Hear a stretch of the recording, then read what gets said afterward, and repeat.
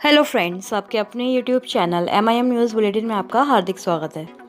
कल हमने देखा था पटना हाईकोर्ट में बिहार STET मेरिट लिस्ट वाले अभ्यर्थियों की तरफ से जो PIL हाईकोर्ट में दायर हुई थी, उसमें सरकार को 4 हफ्ते का समय दिया गया है और 4 हफ्ते के अंदर सरकार को अपना काउंटर सबमिट करना है और 4 हफ्ते यानी कि 17 फरवरी 2022 को इसकी जो है अगली सुनवाई होने वाली है। लेकिन पहले से ही अभ्यर्थियों द्वारा यह आप कयास लगाए जा रहे हैं कि कोर्ट का जजमेंट जो आएगा उसमें यही कहा जाएगा कि रिवाइज रिजल्ट जो है STET का जारी किया जाए।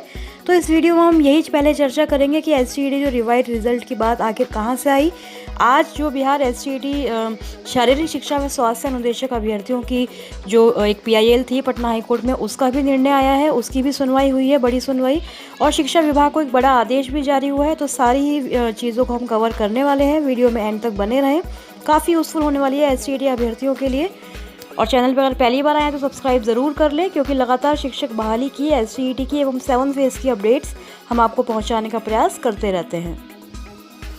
सबसे पहले बात करेंगे आज पटना हाईकोर्ट में जो शारीरिक शिक्षक व स्वास्थ्य अनुदेशकों की बड़ी PIL की सुनवाई हुई है, उसमें अधिवक्ता सुरेंद्र कुमार सिंह थे। उन्होंने बताया है कि हाईकोर्ट पटना ने शिक्षा विभाग को अब यह निर्देश दे दिया है कि STET और शारीरिक शिक्षा व स्वास्थ्य अनुदेशक का जब नोटिफिकेशन एक साथ जारी हुआ था, तो जब आप लोग जानते हैं कि STET 2019 में 45% अंक पर और पिछड़ा और अति पिछड़ा वर्ग यानी कि BC या EBC जो कैटेगरीज होती हैं उनको 45% पर उत्तीर्ण किया गया है, लेकिन शारीरिक शिक्षा स्वास्थ्य अनुदेशकों को आरक्षण का लाभ नहीं दिया और जो जनरल कैटेगरी के अभ्यर्थी होते हैं उन्हीं की तर्ज पर उन्हें 50% अंक के कट ऑफ पर ही उत्तीर्ण किया गया है। तो ऐसा क्यों हुआ, जबकि आप लोग जानते हैं कि STET 2019 में ऐसा नहीं है। जब दोनों का नोटिफिकेशन एक ही साथ आया था, चाहे शारीरिक शिक्षा वाला हो या फिर STET 19 वाला हो, तो फिर ऐसे में ये जो अंतर है, ये जो भेदभाव है, वह क्यों किया गया है? तो ये पिछड़ा और अति पिछड़ा वर्ग के आरक्षण नीति के साथ बिल्कुल खिलवाड़ किया गया है, ऐसा कोर्ट ने कहा है।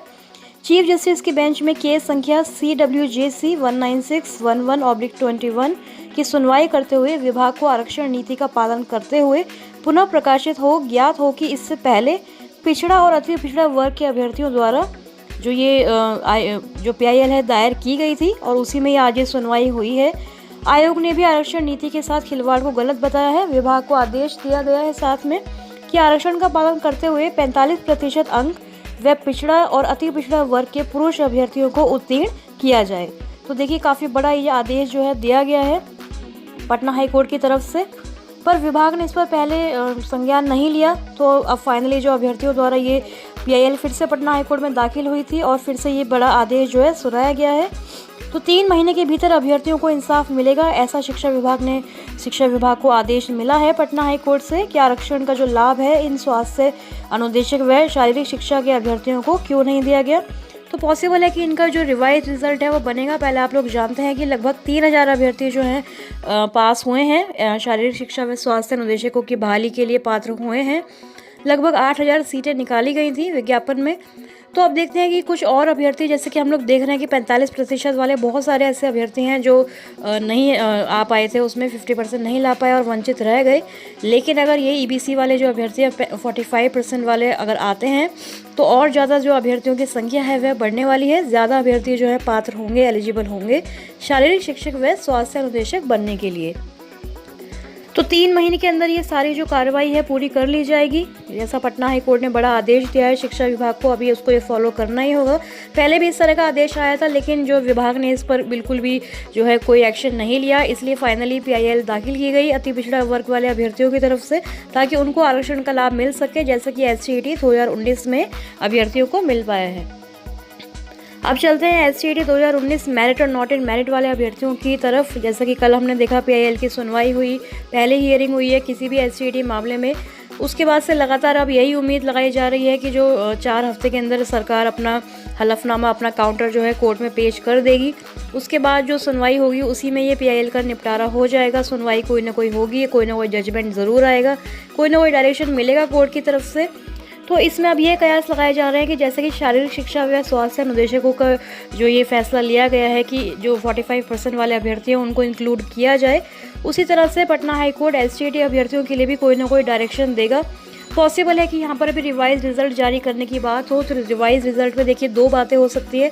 एक, पहला तो ये कि कोर्ट यह कह सकता है कि जो मेरिट वाले अभ्यर्थी हैं जो 30,675 अभ्यर्थी चयनित हुए हैं सीटों के अगेंस्ट जो विज्ञापन में निकाली गई थी, उनकी बहाली की जाए, यानी कि जो नॉट इन मेरिट वाले अभ्यर्थी हैं उनको डिस्क्वालीफाई कर दिया जाए, या फिर जो कोर्ट है यह भी निर्णय ले सकता है। दूसरा अगर पक्ष देखें, दूसरा अगर एक और पहलू और हम देखें तो कोर्ट यह भी कह सकता है कि सभी अभ्यर्थियों को जो है क्वालिफाई कर घोषित किया जाए और पहले मेरिट वाले अभ्यर्थियों की बहाली हो।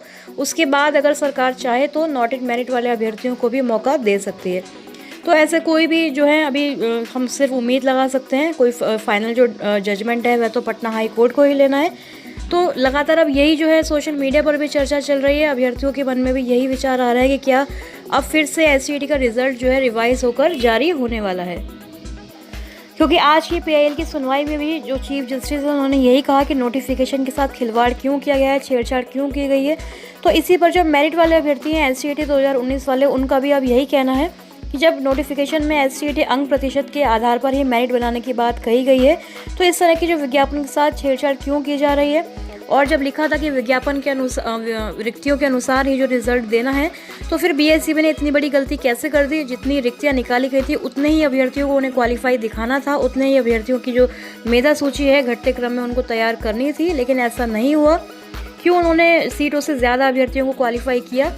तो ये सारी चीज़ें जो हैं अभी चल रही हैं। तो देखते हैं कि जब सुनवाई होगी, फिर से इसकी सेकंड हियरिंग होगी, सरकार अपना क्या काउंटर रखती है, क्या सरकार जो है हलफनामा दायर करती है। क्योंकि पहले हम देख चुके हैं काफ़ी सारे जो लेटर हैं रीट केस में दायर हो चुके हैं, बहुत सारे काउंटर हमने देखे थे। टीसीएस का लेटर भी देखा था, बीएसईबी का अपना काउंटर भी देखा था। बीएसईबी की गलती है या फिर टीसीएस की गलती है, रिजल्ट डिक्लेयर करने में शिक्षा विभाग की गलती है। तो फाइनली ये सारी चीज़ें क्लियर होने वाली हैं। क्या एससीईटी मामले में रिवाइज रिजल्ट जारी होगा या फिर सभी अभ्यर्थियों को फिर से मौका मिलेगा 7वें चरण की बहाली में शामिल होने में। तो ये सारी चीज़ें जो है फरवरी मंथ में क्लियर होने वाली हैं। तो फरवरी के मंथ में ये सारी चीज़ें क्लियर हो जाएं ताकि मार्च 2022 में, जैसा कि सरकार ने वादा किया है, शिक्षा विभाग के प्रधान सचिव ने वादा किया है कि 7वें चरण की बहाली वे स्टार्ट करने वाले हैं। तो उम्मीद यही है कि फरवरी में अगर पटना हाईकोर्ट की तरफ से कोई निर्देश दे दिया जाता है, कोई जजमेंट आ जाता है, तो 7th फेज़ जल्द से जल्द स्टार्ट हो पाएगा। एक और बड़ी अपडेट आपको देनी थी कि प्राथमिक एजुकेशन यानी कि प्राइमरी एजुकेशन के नए डायरेक्टर श्री रवि प्रकाश है, उन्होंने आज ज्वाइन कर लिया है। तो प्राइमरी एजुकेशन बिहार के डायरेक्टर अब वही कहलाएंगे। तो यही अभी तक की सारी बड़ी अपडेट्स थी। कोई और अगर बड़ी अपडेट आती है शिक्षक बहाली से संबंधित, 6th फेज़ हो या 7th फेज़ हो, फिलहाल तो आप लोग देख रहे हैं कि कोविड की वजह से सारी इंस्टीट्यूशंस जो हैं उन पर पाबंदियां लगाई गई हैं, लेकिन जो काउंसलिंग है 3rd राउंड की, उसमें अभी कोई भी चेंजेस, कोई भी शेड्यूल को रिवाइज होने की बातें नहीं चल रही हैं। तो होपफुली जो टाइम पर अगर काउंसलिंग खत्म हो जाती है तो 6th फेज़ फरवरी मंथ में एंड हो जाएगा। फरवरी में पटना हाईकोर्ट के निर्णय भी आ जाएंगे, तो पॉसिबली 7th फेज़ को मार्च 2022 में स्टार्ट करने में परेशानी नहीं आनी चाहिए। तो अभी के लिए यही सारी चीज़ें थी। आगे कोई भी अपडेट आएगी उसको प्राप्त करने के लिए हमारे चैनल MIM न्यूज़ बुलेटिन को सब्सक्राइब करें। एससीईटी मामले में अपनी राय, अपने सवाल, अपनी क्वेरी कमेंट सेक्शन में ज़रूर दें। Thank you for watching.